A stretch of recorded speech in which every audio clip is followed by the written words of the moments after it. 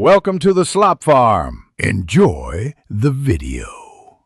You start by enabling Generative Fill and opening a high-resolution image. Choose the layer you will edit.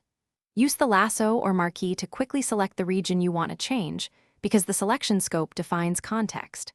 Once done, check sampling and context settings so the model uses nearby pixels effectively.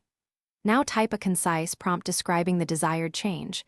Be specific about style, lighting, or scale to guide results and reduce iterations. You'll generate variations to understand how the model interprets your prompt, so request several outputs and preview them with the variation arrows.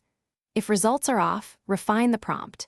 Add adjectives for lighting, camera angle, or texture to nudge the model. Make sure to use the edit mask and the healing brush to tidy seams.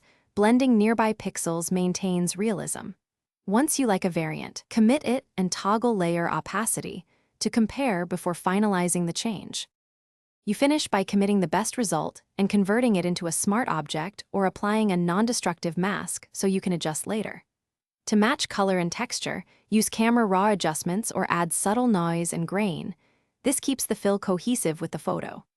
If things go wrong, reselect the problematic area, expand context, and refine your prompt.